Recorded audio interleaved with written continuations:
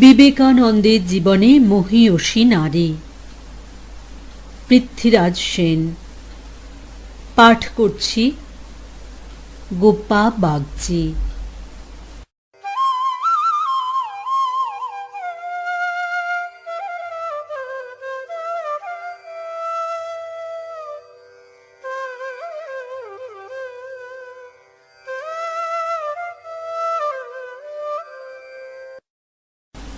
Roxie ব্লজেট।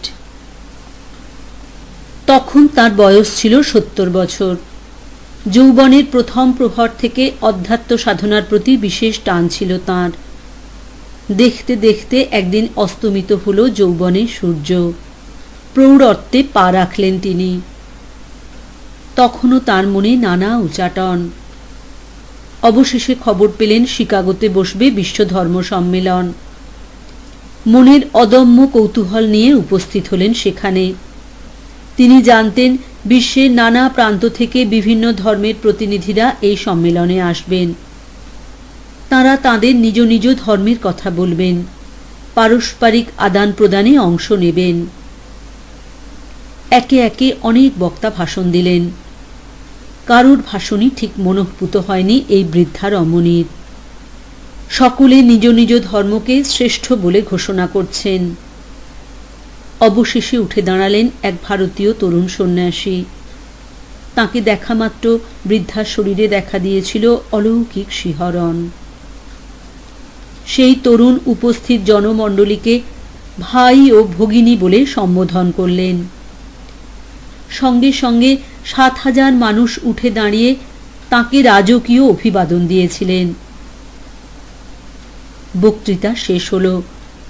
এই বক্তৃতার মধ্যে সেই তরুণ সন্ন্যাসী কিন্তু একবারও হিন্দু ধর্মের শ্রেষ্ঠত্বের কথা বলেননি।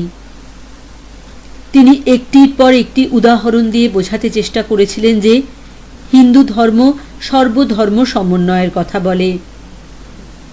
তাঁর ভাষণ শেষ হল। বৃদ্ধা রমণী এতক্ষণ এক সম্মোহিত অবস্থার মধ্যে ছিলেন। এবার বাস্তবে ফিরে এলেন। দেখলেন অজস্র মানুষ বেঞ্চ চেয়ার ঠেলে তাঁর দিকে এগিয়ে চলেছে। এ দৃশ্য দেখে তিনি মনে মনে বলেছিলেন, ওহ পুত্র, তুমি যদি এই আক্রমণ আটকাতে পারো তবেই বুঝব তুমি হলে এক চলমান দেবতা। প্রিয় পাঠক পাঠিকারা, আপনারা নিশ্চয়ই অনুমান করতে পারছেন যে কে এই সন্ন্যাসী। তিনি হলেন বিশ্বজয়ী বীর সন্ন্যাসী স্বামী বিবেকানন্দ। আর ওই বৃদ্ধা হলেন তার অত্যন্ত কাছের জন রক্সি ব্লজেট। স্বামীজিকে প্রথমবার দর্শনের এই স্মৃতি রক্সি কখনো ভুলতে পারেননি। শিকাগো থেকে স্বামীজির একটি বিশাল ছবি কিনলেন। লস অ্যাঞ্জেলসের বাড়িতে টাঙিয়ে রাখলেন সেটি। মাঝে মাঝে মধ্য দুপুরে অথবা মধ্যরাত্রে ঘুম ভেঙে গেলে রক্সি এক দৃষ্টিতে এই ছবিটির দিকে তাকিয়ে থাকতেন। চোখ বন্ধ করতেন। হৃদ সমুদ্রে উঠত স্মৃতির তোলপাড়। শিকাগো ভাষণের ঐতিহাসিক মুহূর্তটির কথা মনে পড়ে যেত তাঁর। এরপরের ঘটনা আরও নাটকীয়। এমন ঘটনা এ পৃথিবীতে সচরাচর ঘটে না। জোসেফিন এবং তাঁর পরিবারের সঙ্গে রক্সি ব্লজেটের দীর্ঘদিনের যোগসূত্রতা ছিল। হঠাৎ একদিন জোসেফিন এবং বেটি লেগেটের নিখোঁজ ভাইকে খুঁজে পেলেন রক্সি। সেই ভাই টেলর ম্যাকলাউড তখন খুবই অসুস্থ। এই ছেলেটিকে নিজের বাড়িতে এনে রাখলেন তিনি। খবর পাঠালেন জোসেফিনের কাছে। জোসেফিন তখন তাদের গ্রীষ্মকালীন আবাস রিজলি ম্যানরে ছিলেন। স্বামীজিও তখন সেখানে ছিলেন। স্বামীজির সান্নিধ্যে তাদের দিনগুলি কাটছিল দারুণভাবে। ৯ অক্টোবর তারিখে জোসেফিনের কাছে চিঠি এলো। ভাই, মিসেস ব্লজেটের বাড়িতে দারুণ অসুস্থ সে। যে কোনো সময় মৃত্যুর হিম শীতল উপত্যকায় হারিয়ে যাবেন। এই খবর পেয়ে বেরিয়ে পড়লেন জোসেফিন। স্বামীজি বললেন, দেখো যদি সেখানে কোনো ক্লাসের ব্যবস্থা করতে পারো তাহলে আমিও আসব।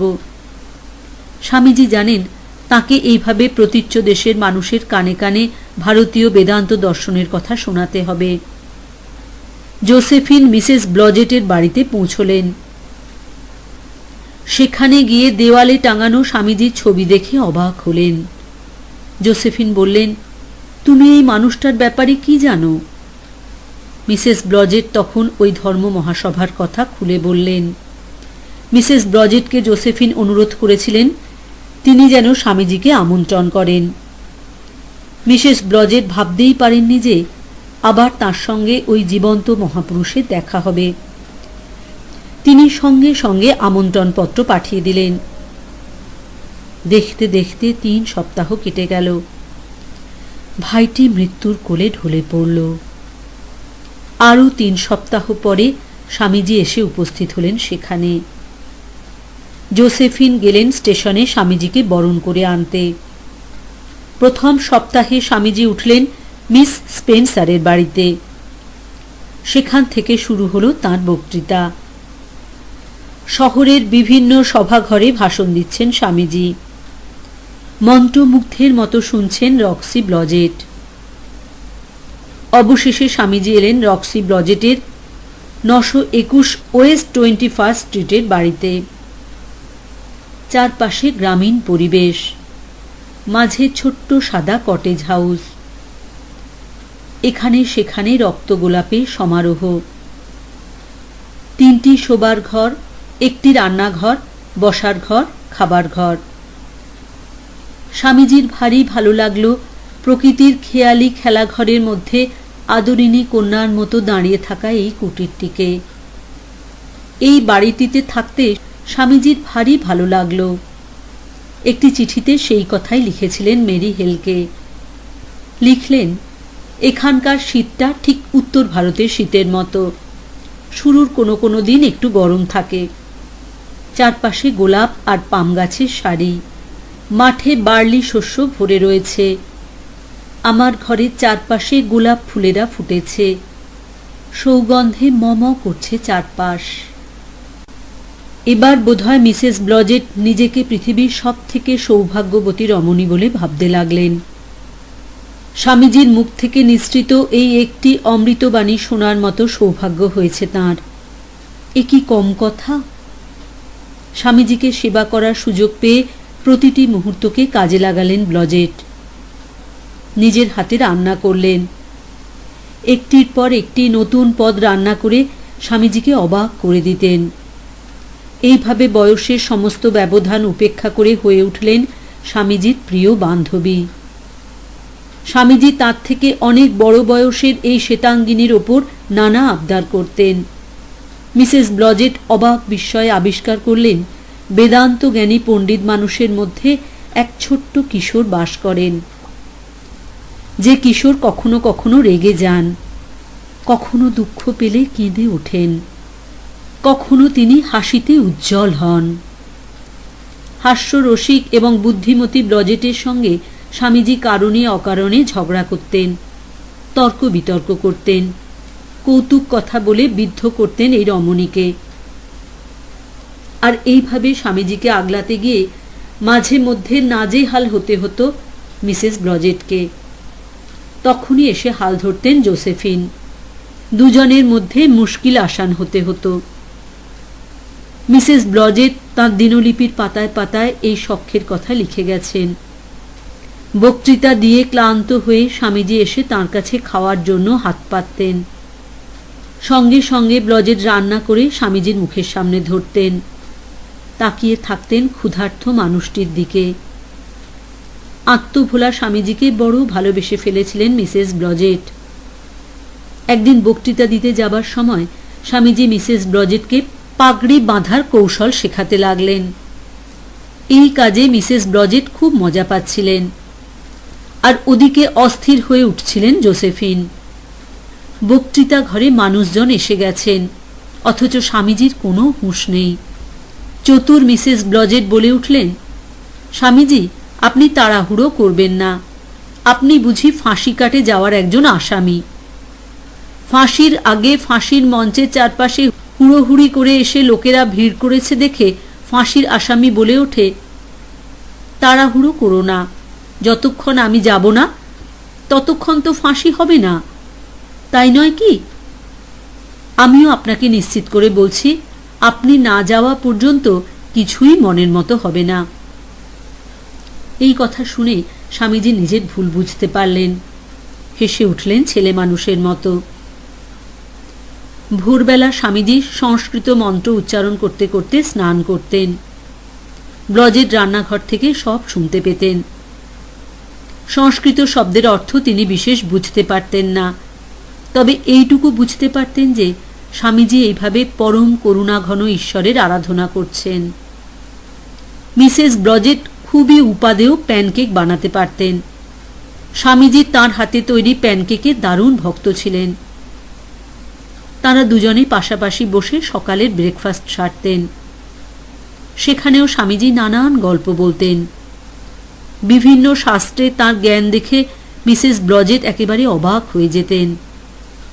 দুপুরে খাওয়ার পর স্বামীজি ব্লজেটের বাগানের একটি ছোট্ট দোলনায় শুয়ে থাকতেন।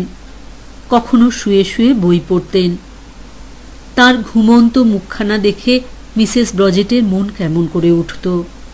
তিনি ভাবতেন, আহা, এই ভারতীয় সন্ন্যাসীর আত্মীয় স্বজনেরা কত হাজার মাইল দূরে কলকাতায় পড়ে আছেন, অথচ তিনি এখানে একেবারে একা।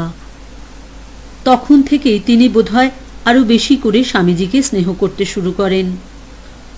স্বামীজি ছিলেন অপ্রতিহত পৌরুষের প্রতীক। একবার শিকাগোর ম্যাসোনিক টেম্পলের বক্তৃতায় এক ভদ্রলোক স্বামীজিকে প্রশ্ন করেছিলেন, আপনি কি ধর্মের মন্ত্রসূত্রে বিশ্বাস করেন? স্বামীজি বললেন, হ্যাঁ, নিশ্চয় করি। তুমি একটি গাছের জন্য ওক ফলকে পুঁতেছ, আর চারপাশে বেড়া বেঁধে দিচ্ছ কেন? যাতে গরু ছাগলে তাকে খেতে না পারে। আর যখন তোমার ওক গাছ বড় হবে, চারপাশে তার শাখা প্রশাখা ছড়িয়ে পড়বে, তখন আর বেড়া দেওয়ার কোনো দরকার হবে না, তাই তো? এইভাবেই স্বামীজি মন্ত্রশক্তির গুরুত্বের কথা বলে বোঝাতে চেয়েছিলেন। দেখতে দেখতে একটি মাস কেটে গেল। এবার স্বামীজিকে চলে যেতে হবে। ক্যালিফোর্নিয়ার সুন্দর আবহাওয়ার মধ্যে স্বামীজির ভেঙে পড়া স্বাস্থ্যোদ্ধার হল। এই সময় তিনি তাঁর মা ভুবনেশ্বরী দেবীর কথা সদা সর্বদা চিন্তা করতেন। মায়ের হাতে কিছু অর্থ তুলে দেবার সংকল্প করেছিলেন মনে মনে। 1900 সালের 24শে জানুয়ারি জননী সমা বান্ধবী মিসেস রক্সি ব্লজেটের কাছ থেকে বিদায় নিলেন স্বামীজি। এবার তাকে যেতে হবে প্যাসাডোনাতে মিসেস হান্সব্রোর বাড়িতে। স্বামীজি চলে গেলেন, কিন্তু ব্লজেটের বাড়ির সর্বত্র তাঁর স্মৃতি ছড়িয়ে থাকল। আর এই স্মৃতি রোমন্থন করেই বোধহয় ওই বৃদ্ধা ভদ্রমহিলার জীবনের বাকি দিনগুলি কেটে গিয়েছিল।